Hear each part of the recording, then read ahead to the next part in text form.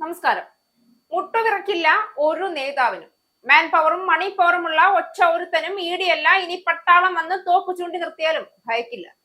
ഈടിയൊക്കെ തനിക്ക് പുല്ലാണെന്ന് പിണറായി പറയുമ്പോൾ അധികാരത്തിന് മുന്നിൽ ആരെയും വിലയ്ക്ക് വാങ്ങാമെന്നുള്ള ധാർഷ്ട്യം കൂടിയാണ് ഒരിക്കൽ കൂടി തെളിയുന്നത്.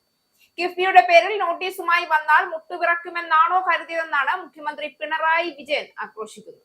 RBI നിഷ്കർഷിക്കുന്ന വ്യവസ്ഥയിൽ അണുവിട വ്യത്യാസമില്ലാതെയാണ് കാര്യങ്ങൾ ചെയ്തിരിക്കുന്നതെന്നും അദ്ദേഹം പറഞ്ഞു.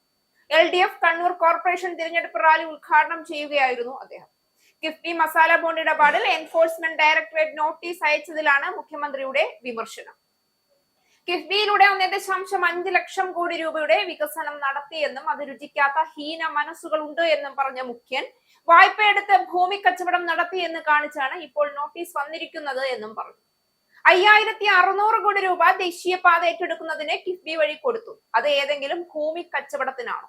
കിഫ്ബി ഏറ്റെടുക്കുന്ന ഭൂമി ഏത് ആവശ്യത്തിനാണോ അതിനെ പറ്റൂ. പശ്ചാത്തല വികസനത്തിലാണ് കിഫ്ബി ഭൂമി ഏറ്റെടുത്തത്.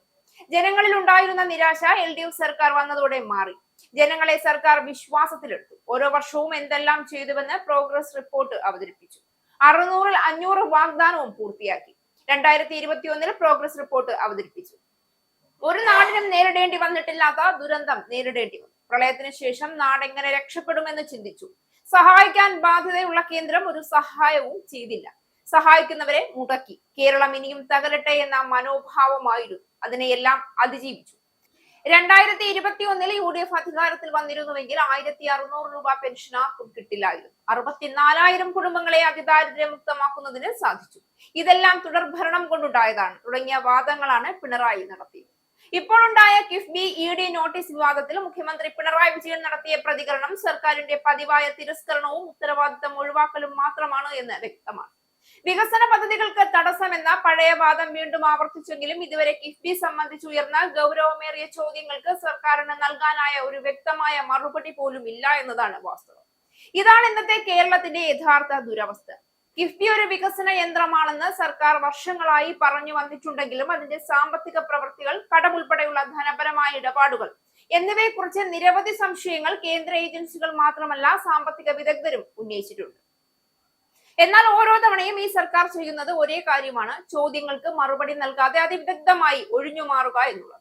ഇപ്പോൾ ED കിഫ്ബിയുടെ സാമ്പത്തിക പ്രവർത്തനങ്ങളെ കുറിച്ച് നോട്ടീസ് നൽകിയപ്പോൾ പോലും സർക്കാർ എടുത്ത നിലപാട് അതുതന്നെയാണ്. സംസ്ഥാനത്തിന്റെ പണമാണ് കിഫ്ബി കൈകാര്യം ചെയ്തത്. അതിനാൽ തന്നെ അതിനെക്കുറിച്ചുള്ള ചോദ്യങ്ങൾക്ക് സർക്കാർ തുറന്ന മനസ്സോടെ മറുപടി നൽകേണ്ടതാണ്. എന്നാൽ പിണറായി സർക്കാരിന്റെ പ്രതികരണം ജനാധിപത്യത്തിനെതിരായ ഒരു സമീപനമാണ്. പരിശോധനയെ ചോദ്യം ചെയ്യുന്ന, അല്ലെങ്കിൽ അതിനെ താറടിച്ച് തകർത്ത് കളയുന്ന ഭരണകൂട മനോഭാവം. പിണറായി വിജയൻ വികസനം തടയാനാണ് കേന്ദ്രം ശ്രമിക്കുന്നതെന്ന ആരോപണം ഉന്നയിച്ചെങ്കിലും അത് ഈ സർക്കാരിന്റെ പരാജയങ്ങളെ മറച്ചുവെക്കാനുള്ള ഒരു രാഷ്ട്രീയ നാടകമെന്ന് മാത്രമേ ജനങ്ങൾ കാണുന്നു. കിഫ്ബി വഴി നടപ്പാക്കാൻ ഉദ്ദേശിച്ച പദ്ധതികൾ പലതും വർഷങ്ങളായി നിലച്ചു കിടക്കുകയാണ്. പൂർത്തിയായവയ്ക്കും ഗുണനിലവാര പ്രശ്നങ്ങളും അഴിമതി ആരോപണങ്ങളും ഉയർന്നിട്ടുണ്ട്. ഇവയെല്ലാം മറച്ചുവെക്കാനാണ് സർക്കാരിന്റെ ഈ പുതിയ രാഷ്ട്രീയ പ്രതിരോധ നാടകം.